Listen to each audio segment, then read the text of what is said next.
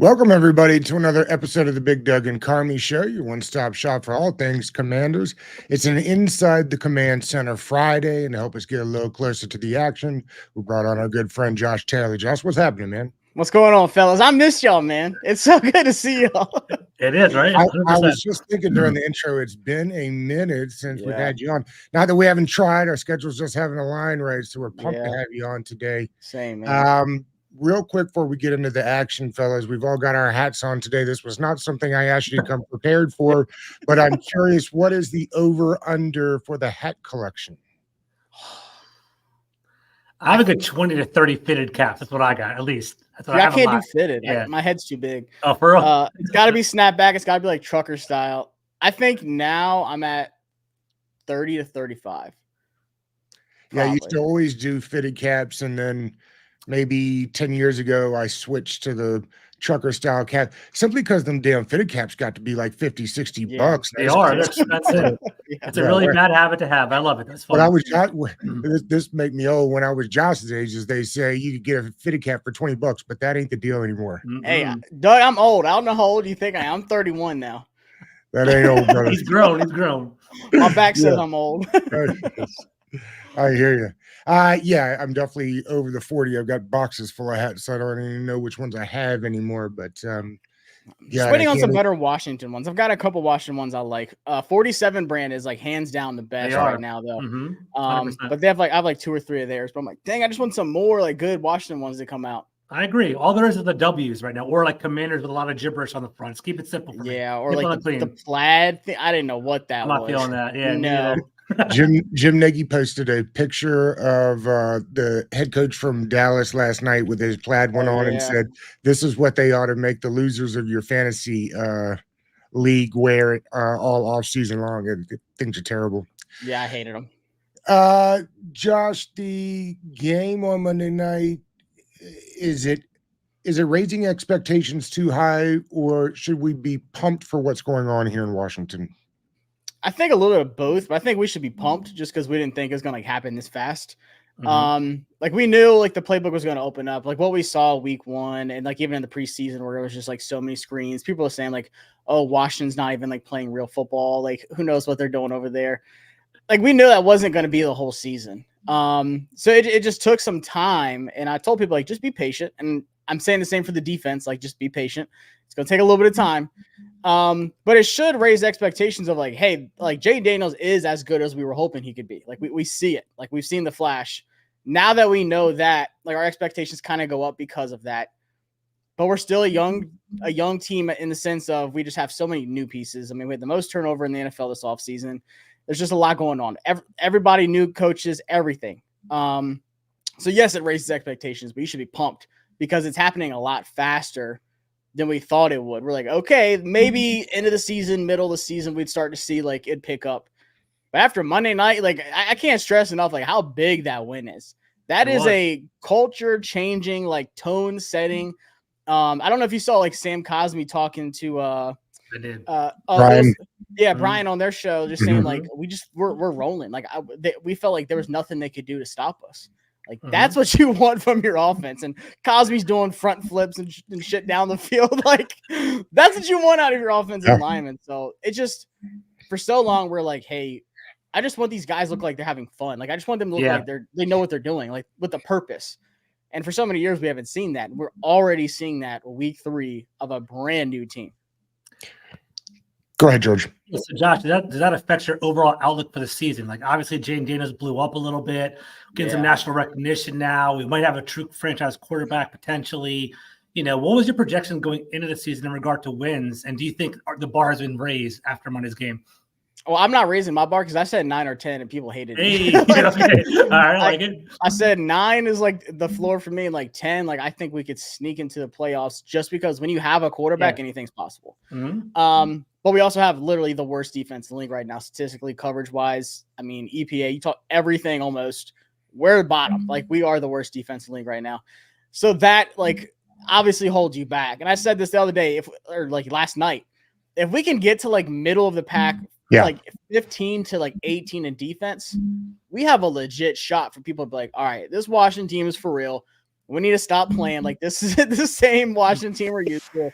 They're doing things the right way. They drafted the right people. They signed the right free agents, and it's starting to click because of guys like Dan Quinn and coaches like Cliff and Witt, and then just Adam Peters obviously taking things over too. So I already had a high. Like I was like, maybe I do it every year. Maybe it's just me.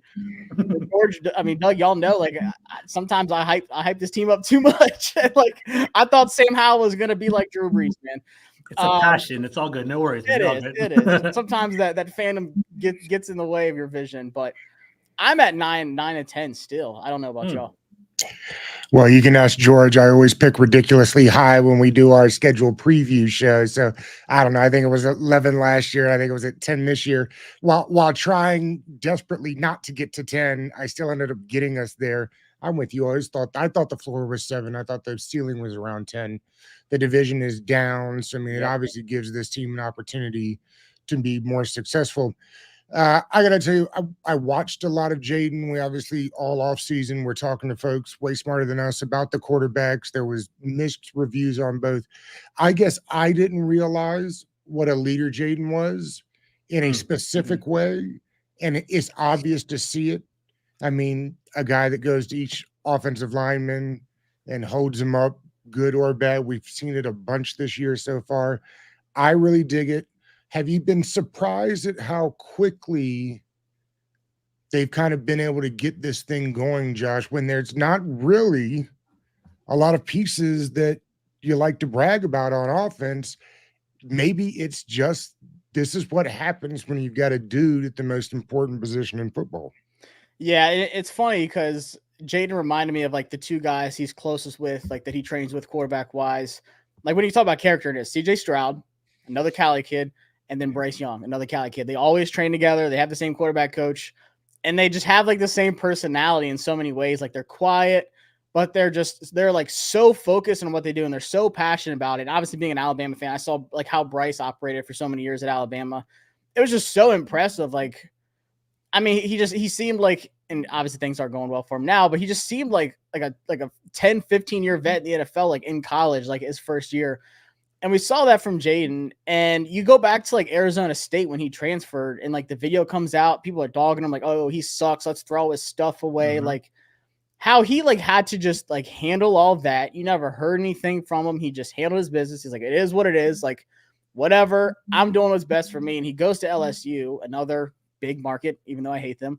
And just takes over that program and turns things around. Now their defense was really bad too, so he's kind of used to our defense this year. Exactly. But they had a ton of offensive weapons. But the thing that impresses me is like he's a quiet leader. He just kind of keeps to himself. And I think he's starting to come out of his shell.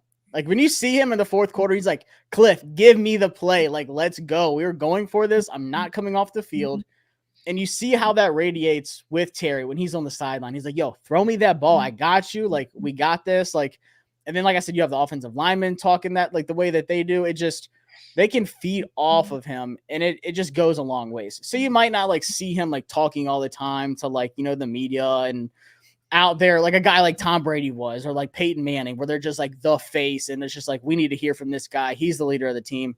I think Jayden is like quickly becoming the leader of the team. I think Terry's been that guy for so long, but then you got guys like Eckler, you have Zach Ertz, and you have a lot of leaders like uplifting him at the same time. And Zach Ertz is talking good about him too. Like, yo, Jayden's a dude. So I'm not surprised. I think it's just his style is different than like some of like the traditional, like I said, Tom Brady, Peyton Manning, Drew Brees, those kind of guys that were just like the face of like the team. But he's also a rookie, so he could quickly become that in like a year or two. Real quick, George, the over under on this thing is 50. It's the highest over under for the week. It's just amazing to me that that's what it is for this week for a franchise that hasn't averaged over 20 points in almost a decade. It's enjoyable football to watch. That's amazing to hear. It is amazing. 20 points. 20 points is not a lot. Especially in the modern day NFL. Exactly right. Especially now. So speaking of football and maybe bad football, I'm sure you watched the game yesterday, Thursday night football. You saw the Giants and the Cowboys. Ugly football game, in my opinion. Yeah. Cowboys walking away. Micah Parsons hurt. DeMarcus Lawrence is now hurt as yep. well. So now we're seeing the NFC East, right? It's kind of beat up a little bit. And I think the Eagles are struggling without A.J. Brown. They really messed up without him. Josh, I don't know if it's too big of words to put out there, but is there a pathway to win the NFC East this year? Dude, there is. Okay. There is. Okay. That's what excites me because you see it.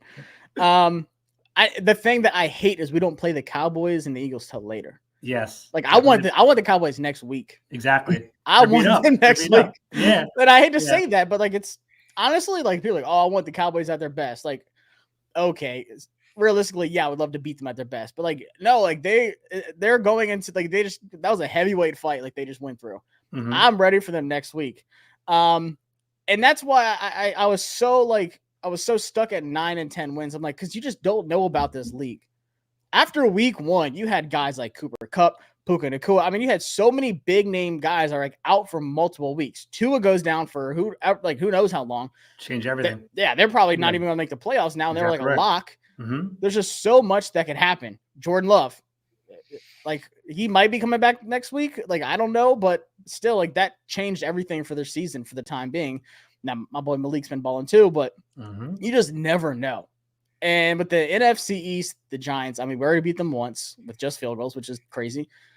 I'm not worried about them. Like Malik Neighbors is a dude, but outside of that, like I'm not worried about the Giants. I think we could beat them again.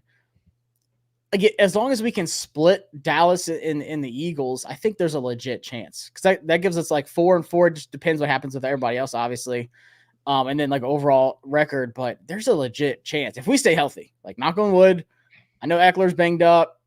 You know, Forbes, say what you want about him, but like we need him out there. Yes, we do. But it's just so late in the season too, like that we play them. So I'm a little hesitant on it, but I think there is a legit chance to win the NFC East. I agree. The defense has to get better though. Like it's another one of these years where we can't get two things to match, right? It's always either an offense or a defense. We can't get both things, even to your point, in the middle. Josh, bigger chance this team is buyer or sellers at the deadline? Oh man,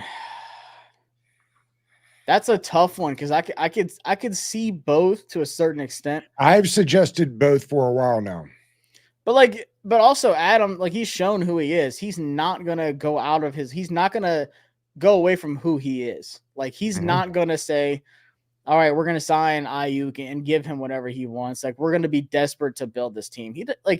He's thinking a long-term plan. He knows he's here for a long time. He knows DQ is going to be here for a long time. He knows they have their quarterback in Jaden Daniels.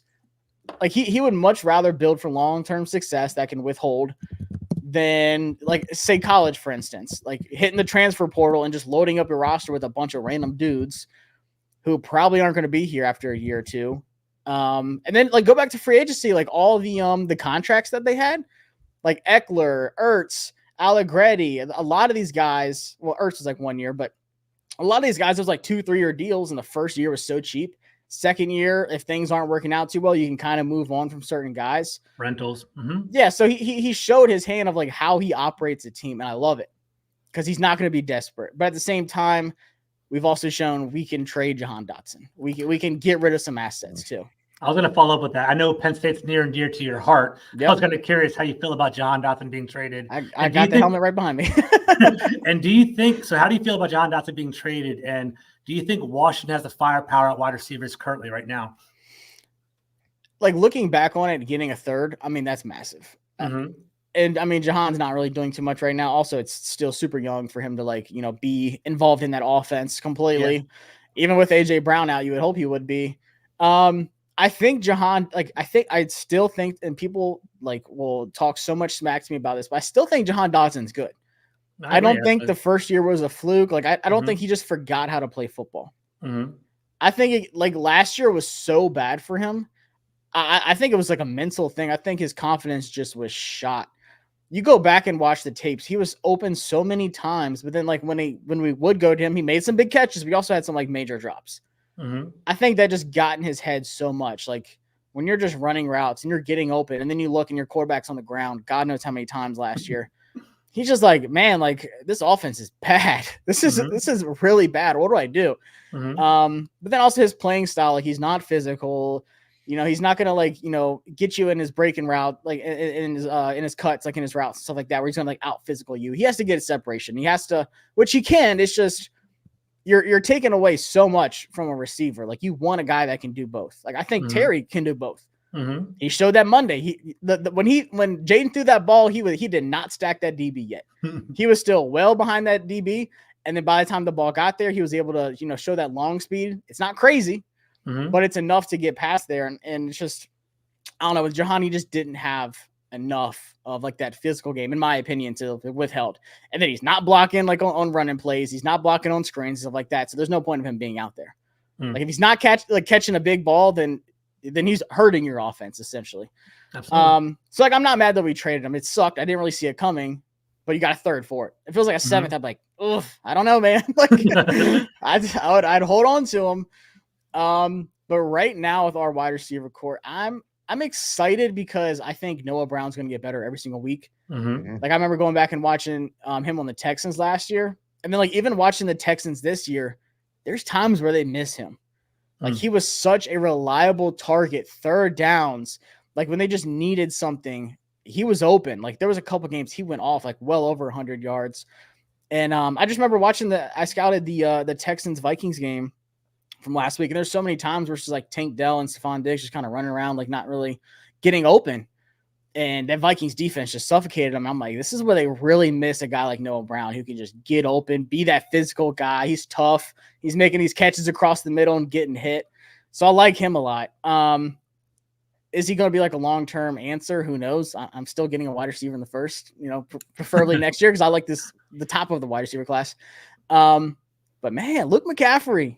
Yeah, that dude's a stud. A lot of good metrics behind him for sure. He's getting open 100%. Yeah, that fourth down play. I mean, he didn't even really know like what he was rounding. It looked like it was just like a deep cross. Yeah. Like before the play, it was just like so hectic and everything was going on, but he caught that. Like when he gets the ball in his hands too, he's good. And he's still learning. He's still learning on the fly right now. Yeah, fantastic. Yeah. He's only been a wide receiver 2 years? 2 years, yeah. 100%. But I remember watching him at the Senior Bowl and then going back and like watching his Rice tape. I'm like, this dude can scoot. He can slide the field. Like he looks like he's out there on ice skates, and he's a bigger, like physical guy too. Like he doesn't look like it, but like for someone who's like essentially going to be a slot guy, probably like he's a bigger slot guy. So I'm excited about him, but I still want more juice. But as long as you're getting Terry involved, like we did Monday, then you're going to be fine. And I have him over 960 yards on a year too, so I need that to hit. Okay, there you go. I posed this question on X today. What's the bigger loss, McBride for Arizona or Eckler for us? Oh, man, McBride's a stud. Yep. He's like in my opinion, he's one of like the most underrated guys, like especially tight end wise in the league. Like fantasy people love McBride. But him coming out, I was like, man, that was a dude I really wanted. Side note, I remember the week 1 game we played them. Was it last year? Yes. Yeah. I was like on the field pregame, and it was like on the Cardinal side, and McBride's like warming up in front of me. This dude's like looking like deep into my soul. I'm like, why are you looking at me like that? Like this guy's huge. Like he's just built like a unit. Like I would hate to have to tackle him. But man, Eckler's been phenomenal. He has. Eckler's been so good at a kick game, and he just gives That's the one thing a lot of people said in the comments that I hadn't thought about is how good he's been in the special teams. Crazy. A touchdown called back and a huge 80-yard return the other game. Yeah, and it's always at like the right moment where there's like no momentum, like nothing's happening. It's like opening kickoff, first kickoff after halftime, like that. Like that's huge when you can set that kind of tone to start a game or to start the second half in a big game, like. You're missing that, but then also that change of pace back, and he can catch passes and stuff like that too. But I think it just takes teams like off guard how good he is. Like once he finds that alley, once he finds that space, whether it's just like one cut and he's gone. I mean, and then you had Ben and you had Zach Ertz blocking on the left side for that huge touchdown run for him. Like it's just things are clicking when he's in. So what I'm worried about is can B-Rob like give enough of that juice, because we've seen like he doesn't have the long speed, but when he gets going, he's rolling, he's wearing teams down. I think that's where we're going to kind of miss Eckler of like, all right, teams are like beat up. We've been running the ball at their face with B-Rob. We're throwing it behind them. Like they're just wore out right now. And then Eckler comes out there and he just scoots to the end zone. I think Go ahead. Oh, Sorry. go ahead. No, you're fine. I'll say I think what Eckler offers is his size. Being so small, it's kind of like a mysterious kind of way. People he gets lost behind the line of scrimmage. He gets lost on the kickoff returns as well. So I think he creates that open play in regard to that.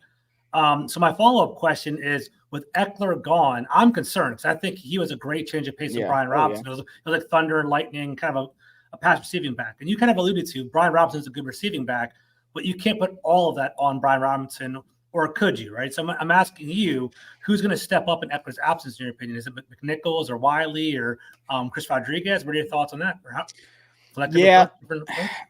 I mean, like I said, like I like B-Rob, but we've seen a couple times like he doesn't have that long speed, and we need someone that has that long speed like Eckler. And he is small. Gosh, Eckler's so tiny. But like I love that about him because he's just built. Like he had one video where he's literally just like hammer curling against like 200-pound dumbbells. I'm like, bro, chill out. Like, his own body weight if they're doing that. Yeah, like there's no reason for you to be doing that. Yeah. But I liked Wiley. Like I like Michael Wiley. Like in camp, I was like, I think he makes the team. Like he's my like running back 3. Honestly, like I had him over McNichols. But McNichols showed you something in the pass protection. Monday night. Gosh, that's tough. That is a tough ask. And it's funny because like we're like scouting like running backs and stuff right now, and one of them is just like willingness to block in the pass protection. And you watch some college guys, and they're just like no effort at all. And McNichols was just like, "Come on, like I got you, bro." And like I love seeing that kind of stuff. But I just haven't seen enough McNichols to be like, okay, I think he can be that change of pace back. And maybe he could be. I just think it's such an unknown. Like, we don't know what to expect out of him. But I saw enough out of Wiley preseason where I'm like, all right, I like his cuts. I like his vision. I like how he's waiting for things to open up. He's patient, like, with his blocks. We saw him get to the end zone. It was at least one time. Maybe it was like 2 times in preseason. But then in camp, he's making, like, really good catches. Like, he's running, like, really good, like, wheel routes and stuff like that. Like, I was like, okay. Like maybe this guy actually has some juice to him. So I think there is an unknown, but it's obviously a big drop off from Eckler. Like you can't just replace what we've gotten out of Eckler so far. Like this has been the best running back duo in the NFL since week 1. Yeah. I feel like Wiley had a better camp, but McNichols got the nod because he's the veteran, and basically they could sneak Wiley onto the practice squad, in my opinion. So I agree with that. Yeah. We don't spend a lot of time on the show looking backwards, particularly at the old regime, Josh. But I find it interesting that the last group tried to rotate Cosme in and out with no success. It feels like this group is rotating the left tackle with Coleman and Corn, and it feels like they've got at least a strategy. And I can kind of see, I thought it was such a dumb idea with Cosme. I'd never heard it before in my life about doing this with tackles or guards on purpose. The strategy they're using feels like it has a purpose and a plan and is working. What are your thoughts on the rotation? I like it because I think, with Coleman, he had his injury too. Like there just wasn't. If he hadn't gotten injured, do you think they'd be rotating? Oh, man. I think to a certain point, because you don't want to just throw him out there like day one and be like, good luck, like, and then ruin him, kind of like a quarterback, essentially. But I saw enough, and I told him this at camp. I was like, bro, like going back and watching your film, like the best was against the best, like in the playoffs against Georgia and Michigan. I was like, that was your best tape. Pressure to Georgia. No, I know that's your team. It hurts you saying that, but like going back and watching it, like when he was at left tackle and he wasn't moving around left guard doing all this stuff. And I was like, he just looks like he is so much more natural at that left tackle spot. And maybe it does take a little bit because you have the camp. Like he's learning the protections. He's learning everything. The offensive line has to get together, like being able to practice and stuff together. So there is that gap where Lucas has been here. He knows kind of what to expect. He was there day one, like practice-wise, and just being able to ramp that up. But we're seeing more Coleman every single week. And I think, was it Quinn or was it Cliff? I said like 2 days ago or something like that like his arrow is going up, like Coleman. Like he's, I think it was Quinn. I think Quinn. Yeah, you're right. He was like, hey, it's going up. But the thing is, Lucas has actually been really good too. Like if you look at like the numbers, like stats wise, and just like the data of like pass protection, run blocking, and stuff like that, Lucas has actually been pretty good. Like I'd say top like third. Like he was in the positives of like everything. So it's also hard to kind of take a guy off the field when he looks good too, And we haven't said Wiley's name yet. That's true. There's no Wiley. It's actually pretty good in the run game. It's doing a pretty good job there. Yeah. What I really like from the offensive line is like anytime they ask like Allegretti to like pull, whether it's like pull across or like pull kick to the right or something like that, he's just so willing to just like knock a dude on his tail and get out in space. Like it seems like, and maybe this is Bobby, offensive line coach, but it just seems like we're doing a lot more. Some credit. Yeah, and I was worried when we hired him. I'm not gonna lie, I was one of the guys. I'll own up to that.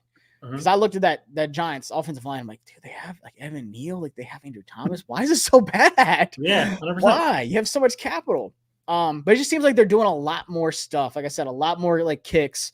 Just a lot more different looks, not just dropping back every time or just not just straight up zone runs or anything like that. It looks like they're mixing things up. But I think Coleman's I think he has a good shot to be the left tackle of the future. Like I feel really good about how he looks. With Trey Hendrickson, that was really good film. How huge is that if they get a quarterback and a left tackle in the same draft? I mean, when's the last time it happened? I think you got to go back to like Boswell and Jacksonville before you get to an actual pair. It's too early for both of them. I get that. Yeah. But what you have to be.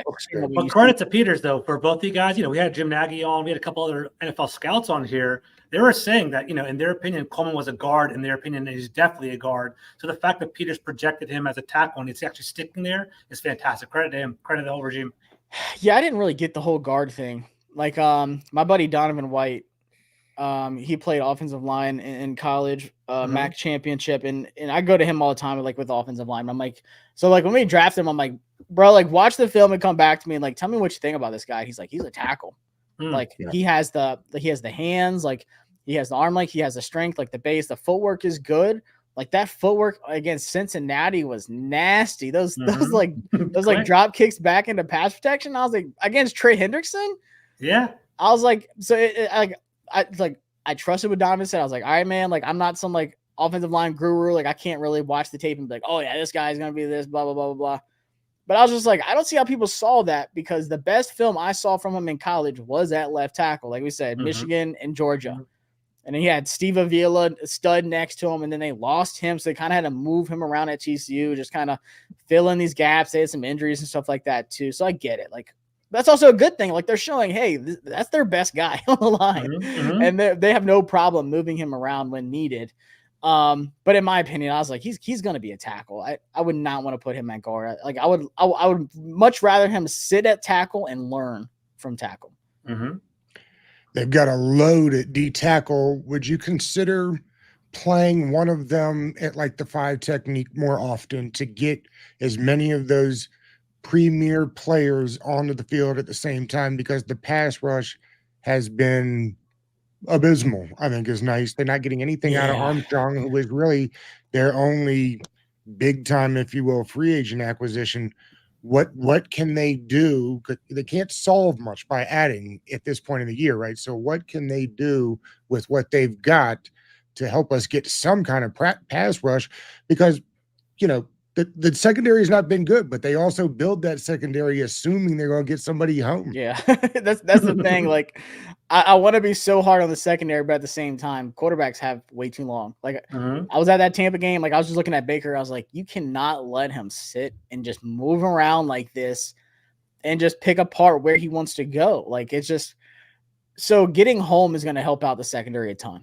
And that's what I tell people, like, oh, we need to go sign this person, go sign this person. I'm like, St. Juice is 27. Forbes is a second-year guy. Noah Igbinoghene is like 24. He's a former first-round guy. He's played with Quinn. You have these young guys. Mikey Samerstill, rookie. See what you have in those guys. Don't go sign Xavier Howard for a year and then be like, all right, we kind of fill in that gap for the year. Now we're back at square one. But it definitely starts at D-line. And I love Payne. I love Allen. Those are my boys. I've been watching John Allen since he played at high school in Virginia, man. Like, that's my guy. But, like, and I know they're getting double teamed. I think we'll start to see more stunts coming up.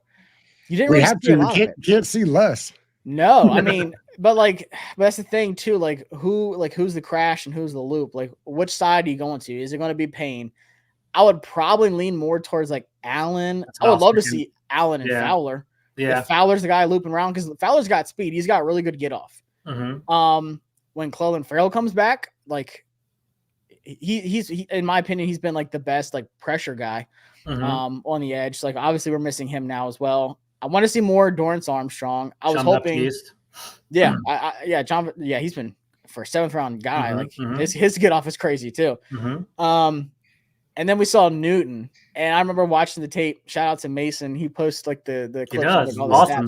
Great content. And I watched it, and I was like, bro, they have Newton anywhere from the left 4i, which for those that don't know, it's like inside the tackle, like in their inside shoulder, all the way out. The last play was right 9, which is opposite side, outside the tackle, outside the tight end if he was in line, which is nuts. And we saw that when he came out, like that was one of his things. Like you can move him around the line a lot. So I think him getting healthy helps out so much. And I think you'll see a cutback on Allen and Payne snaps. And it's not a bad thing. Keep him fresh. It's just, keep them fresh. And then you just have so many resources in that, interior D tackle spot. It's where you can let that happen. And same with I could see Farrell lining up like a little bit more inside too when he comes back, like with Armstrong, like I said, Fowler. But then also I want to hear y'all's thoughts on this. People are saying, Josh, we need to blitz more. I'm like, who are you blitzing with? Potentially Luvu, if anything. But he's the best. He's better than Bobby in coverage, though. He is. You're right. I don't want Bobby running with whoever's in the slot or a tight end. I don't. I think Luvu's way better in coverage. No, I agree with that. And then you're dropping why won't they give Jamin Davis more pass rush snaps? That surprised me too, because I thought he looked decent. Like he was getting better.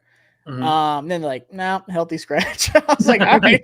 Apparently, I don't know anything. So, I think they wanted to give Newton more run. I think that's why. I think the intention was to give Newton more playing time, and I guess it's kind of overloaded the line. But when it tells you they like Baptiste more than they do Davis because he was there getting snaps. He was. I was gonna say, even with Farrell hurt, we have not seen an emergence of Jamin Davis. He played, but it seems like they do like Javontae Jean-Baptiste. I remember the video they dropped when they drafted him, they were hyped to get him.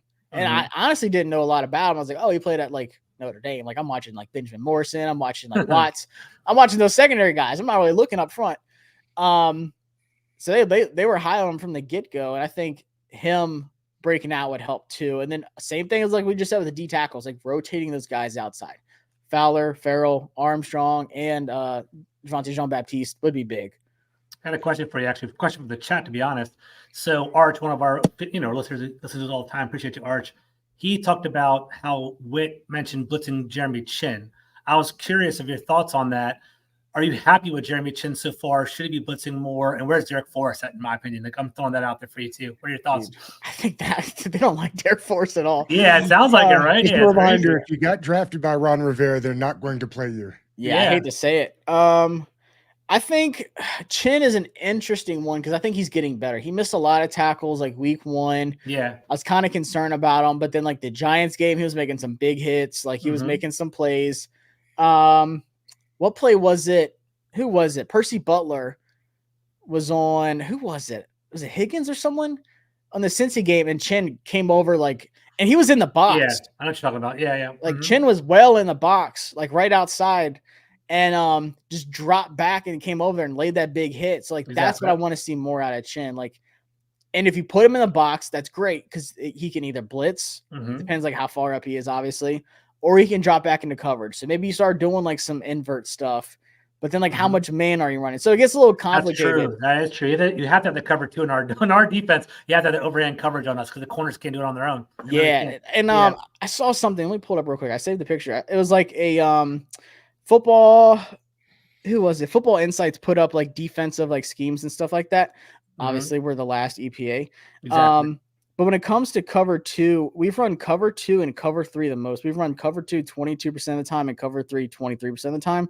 Cover 1 we've done 17% of the time, which is kind of middle of the pack of the league. I was kind of surprised though at how much zone we've played. That's a lot of zone with cover 3 and cover 2. Then you've got cover 6, you've got cover 4 where you're dropping quarters and stuff like that. So we're actually not playing a lot of man. It's I thought we would. Yeah. I don't think we have the horses for it, Josh. I don't know if you agree with that, Doug. I just feel like our corners can't cover people in man, so they mask it in zone. If you listen to it, cover one, I take that one safety by himself, but cover 2, 3, 4, it's like massive deep coverage to protect the deep shots because we don't have that, in my opinion. So I don't know. I mean, cover 4 is what we need right now. Cover 4, exactly right. I'm a big cover 4. I love cover 6 too. Just because it kind of like it mixes things up. You have cover 2 on one side, you have cover 4 on the other. Yeah. I think we have the people for it too. But yeah, with our corners, Forbes and St. Juice, and I like St. Juice, but there's so many times where he's man to man, he just doesn't turn around, or he's just not playing it well. Like, and I get it, he's trying to read the wide receiver's eyes, his hands, and stuff like that. There's times where he's like not even getting his hands up. So I'm like, that's the times where like I would love some safety help where he's like, okay, I can play the ball because I know this safety has me and like breaking up the pass. He can contest, he can defense the pass. I can turn around and be more worried about like the actual ball itself. Turnover. Mm-hmm. Yeah. So I'd like to see some more of that. My concern with St. Juice is that they've got him thinking too much. Not even this group, but I just think in general, things have gone for his tenure here. Things have been so shaky that I think he spends too much time thinking about what he's supposed to do instead of just reading and reacting to the ball and knowing, hey, I can play here. I can play outside. There's no reason there's no reason he shouldn't be a good corner 2 on your football team. And I think that has more to do with confidence and getting out of their own head than anything else. A guy coming back from injured reserve soon, Josh, is McGee.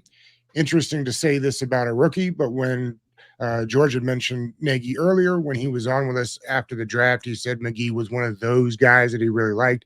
In fact, comped him to JOC or JOK coming out of Notre Dame. I know you can't put a lot on a rookie, but I'm excited to see him back. Are you? Yes, I love Jordan McGee so much. And like, who's watching Temple football? Besides, what's his name? Icy Vert. Who's the guy that like rebuilt Temple? Like, I know exactly what you're talking about. Yeah, I know what you're talking about. Shout out to him. That's a absolutely. That's a lot of football. 100%. But I just remember going back and watching the tape. He was that one guy on defense. They have a guy this year too that's a stud, Temple at linebacker. I forgot his name. But they played Coastal and had to scout them. But he honestly, just his reaction and like his athleticism just popped on tape because like it's like he knew what was going to happen like every single play. Like whether it was a run, he knew exactly what gap it was going to be at, and he would like jumpstart everything. So like I was a big fan of him. And then you go back to like Adam Peters drafting in the 5th round, like Dre Greenlaw at linebacker. Like, could he be our next Dre Greenlaw? And like they kind of play like with like their hair on fire where they're just running around, like they just know what they're doing. That's a big dude too, right? I mean yeah. Oh yeah, he's a big dude. He's jacked. And then he'd be learning from Bobby Wagner. And like I think that goes a long ways too. So will Bobby be here next year? Who knows? I think it's 50-50. I think he probably will. In my opinion. Right now. We'll see what happens. Yeah. I don't know how many classes he's taking at Howard. That's true. But like, maybe a 2-year program. Yeah, I got to figure that out. We got to call him. Yeah. So I think that's big too. And even if it does take like a year or two for him to be on the field full time, if he can even have the ceiling of like what Dre Greenlaw is, that's absolutely massive. But yeah, I was really big on him coming out. I was so bummed when he got hurt. Because I just want to see how he looks like in this defense. Because coverage wise, like I said, Bobby, I love you, but there's times where like I'm like, Bobby, it just ain't it, man. Like, I just and I think couple more before we get you out of here because we know you got to run. I'm curious. Give me your thoughts on what's going to happen tomorrow at 7:30. It's my birthday tomorrow, so be nice to me. Oh, I'm sorry, Doug. I hate to do this to you. I would sell my soul to be in Tuscaloosa. And if you've never been to Tuscaloosa, man, a night game in Tuscaloosa is the best thing and I apologize to whoever my future wife is, but that'll be better than my wedding day. A night game in Tuscaloosa, it does not get better than that. I've never been to a Georgia game. But I've been to some good night games. But man, that place is rocking. I think it's going to be tough for Georgia. I'm still not sold on Georgia yet. And I know we do this every year. Like, oh, Georgia has all this turnover and stuff. And look, that Kentucky game had me real nervous. So listen. That Kentucky game showed a lot. And Kentucky's got some speed at wideout, and so do we. We got my boy Ryan Williams. I'm telling you, that's a bad 17-year-old. He is. No doubt. he has he has an opportunity to be one of, and I hate to say this already, but he has the opportunity to be one of the greats at Alabama, which is nuts. That's yeah. But man, we just have so many weapons. I love our run game. I love when Jam runs it, and then Milroe. I think our defense is better too. Keon Saab has been massive for us. Well, the new coach has certainly been good for Milroe.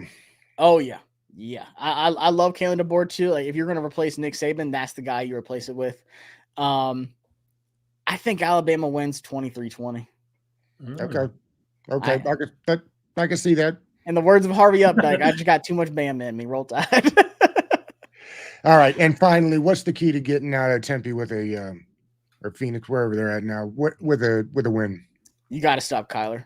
Yeah. Kyler's been on fire to start the season. He only has 1 interception, 635 yards, 5 tutties. James Conner is going to be James Conner. Like he's reliable. Plotting. People don't talk about him enough. He can score. But now we started to see Marvin Harrison Jr. starting to break out. That scared me. Watching that Rams game, I was like, oh shit, this is not good. Sorry for cousin, but I was like, this is not good for us. And Forbes is playing with like a big hand glove. And matchup wise, that is as bad as it gets for him. Yeah, a guy like Marvin Harrison Jr., a physical guy like him who can still really run really good routes, still get open.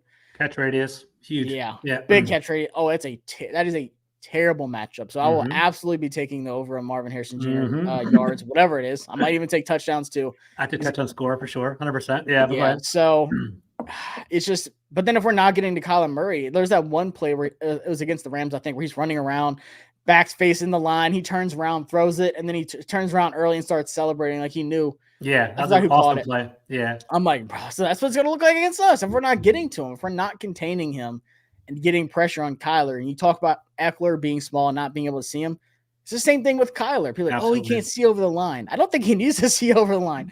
We can't see him. Yeah, exactly right. So that Baker game, that really worried me. Like I thought about Kyler Murray. I was like, what is he going to do to us? Baker balled, man. That was a good game. Yeah, that was lights out. You in the prediction thing we do every week, you had the Commanders winning 27-24. You still see it that way now? Yes, I'm riding that Monday night high. Yes. And then we'll lose this one, and I'll pick us to lose the next one. But I think that feels low for me. It's just so hard adding so many points. But I will say my boy Mac Wilson plays for Arizona. That's the only dude I'm rooting for the entire game. That's my guy, A1 from Alabama. But outside of that, I think we win. Man, I don't know. I think Terry gets a touchdown, and I think Luke McCaffrey gets a touchdown. Oh wow! Okay, I love that. Two more for Jaden hot Daniels. take, George. No more. Still no interceptions after this week for Jaden Daniels. It's been amazing. What an amazing! But that's his MO, right? I mean, he did that in college. He just does not give the ball up. He'd rather take off and run, which people will knock him for. I will take it every time. But now he's scrambling more to the open those throwing lanes, those throw windows, to where he's running to say, okay, now this guy's open. I have somewhere I can throw it to. Not like, oh, I got to pick up 2 yards with my feet, or like I have to make a big play here with my feet. And that's where it gets dangerous, in my opinion. Yeah. Oh yeah. That's when he starts getting surgical, and you have teams like on the sideline like. You just do that to Terry? Like what? Yeah, absolutely. Like just Josh, we appreciate you, brother. Yeah. We know you got to run here, so thanks again for coming on. Tell Rio we said what's up, and we'll try to not make it so long for the next time. You're good, man. Today's my day off. I'm just chilling. All right, brother. Appreciate y'all. Yeah. Peace.